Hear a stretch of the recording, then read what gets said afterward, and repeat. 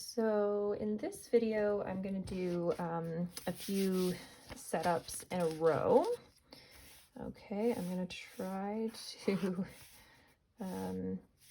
use not all of the paper at once, so let's try that. All right, so I'll do the first one, this guy. This guy here. So we've got 6 park rangers, J, K, L, M, O, and P. All right, are each assigned to monitor one of 3 areas.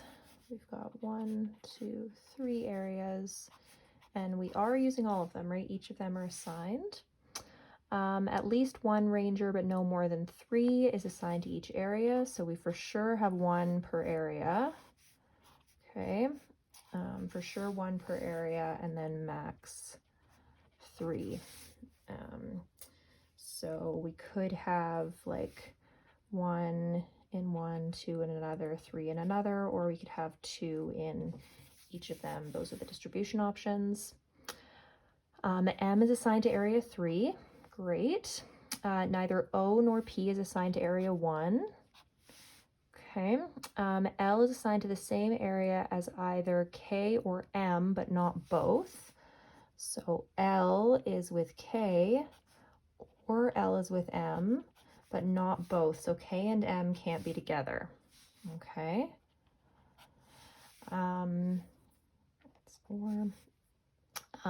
If O is assigned to area 2, so if O is 2, then J is assigned to the same area as K. If those guys aren't together, then O is not assigned to area 2.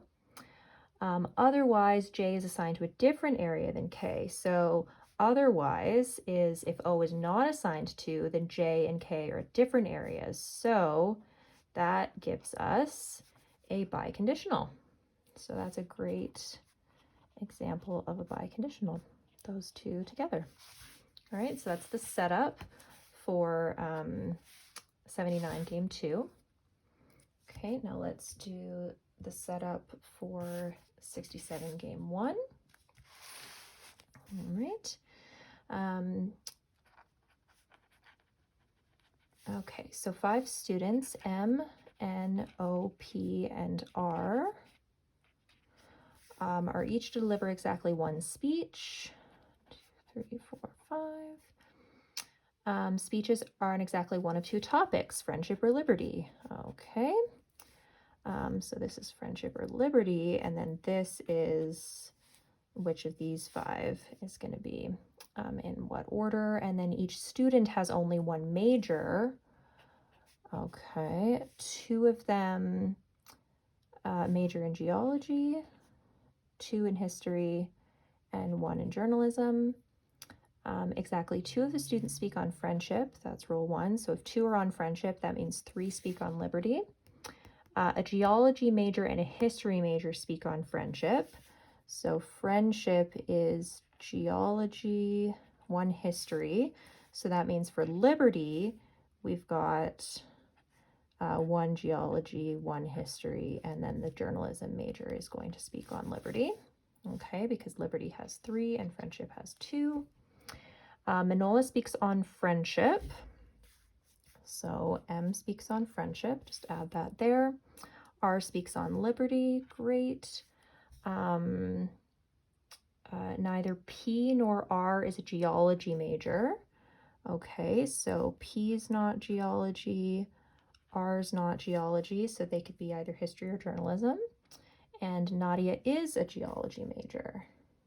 Okay, so interesting. So this doesn't actually seem to be an ordering game. There are no ordering rules. All the rules are just based on which area they speak on. And then if we look at the first question, they ask what could be the list of the majors for these players respectively. And so they actually have them just in this order.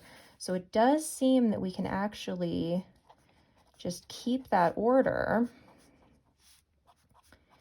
and have the topic, right, either friendship or liberty, and then their major, here geology, here not geology. Okay. Yeah, so one of these two has to be geology. This here, if you speak on friendship, you're either geology or history, so not a journalism major. Yeah, liberty could be any of them. Geology, you could speak on liberty or friendship. Either way is fine. Yeah, so that's the setup for this guy. So hopefully that helps a little bit and you can get into the questions.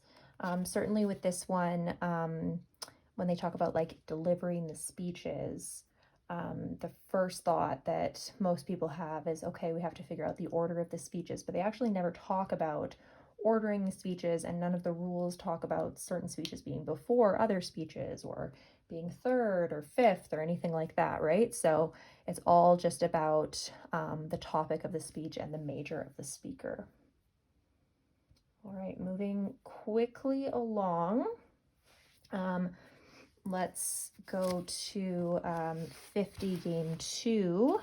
Okay, and we do have an unless rule there that trips people up a lot, so we'll go over that. The members of a 5-person committee will be selected from among 3 parents, 3 students, and 4 teachers. Okay, so we've got 5-person committee, but then in total we've got 10, because we have 3, 3, and 4, which makes 10. So 3 parents, FGH, 3 students, KLM, and 4 teachers, UWXZ. The committee must include exactly 1 student, so 1 student will be in, 2 students will be out. F and H can't both be selected, so one of those parents is going to be out.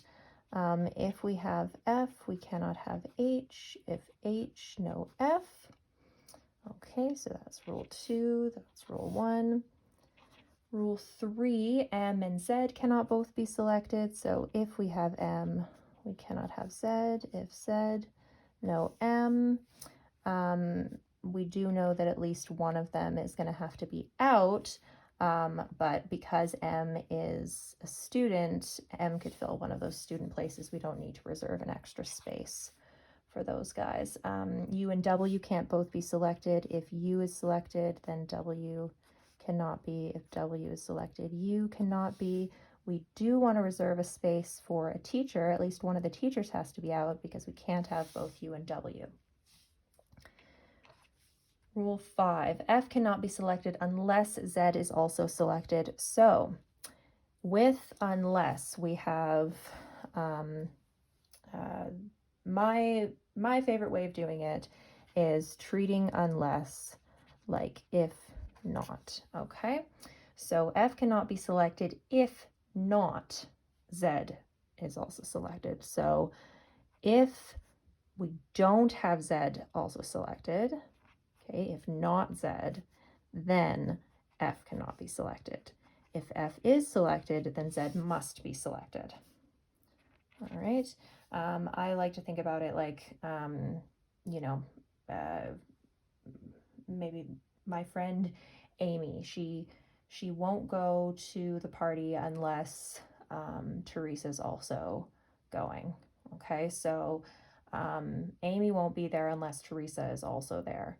So that tells me that if Teresa's not there, Amy's not going to be there. And it tells me if Amy is there, then Teresa must be there somewhere, right? But Teresa would be fine to go on her own. It's just Amy can't go unless, or Amy won't go unless Teresa goes.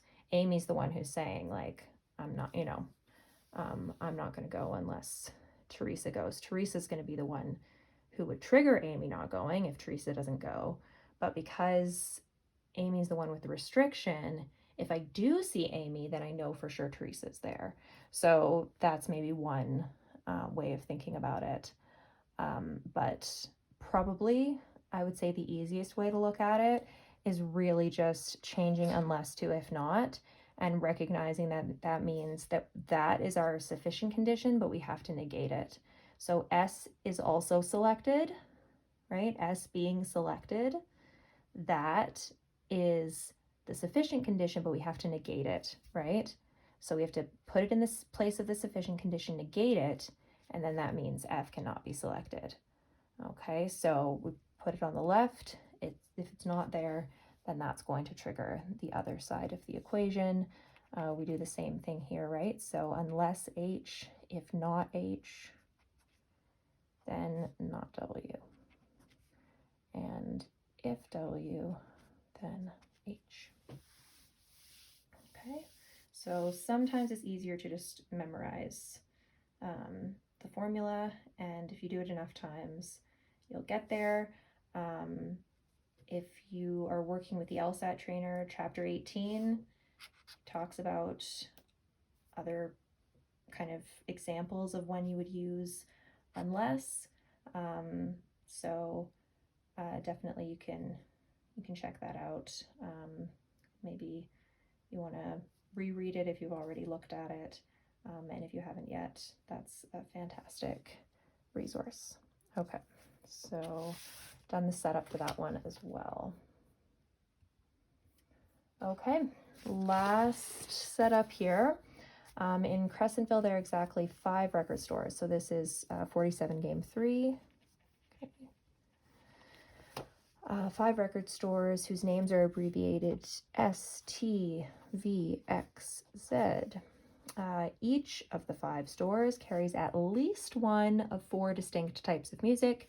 So each of these has at least one of these types of music. So that, to me, says this would work really well as a grid. Definitely don't have to do a grid, but I would recommend it for this type of game, right? Each of these categories has at least one from these categories. None of the stores carries any other type of music. Great. Exactly 2 of the 5 stores carry jazz. Okay, so 2 carry jazz. Okay, so we're going to have 2 check marks, 3 X's. T carries rock and opera. So rock, opera, and no other type of music. S carries more types of music than T carries.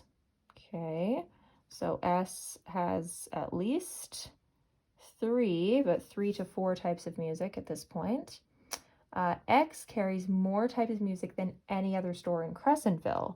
So if X carries even more than any other store, that means X has to carry more than S. So S can only carry 3, and X has to carry all 4.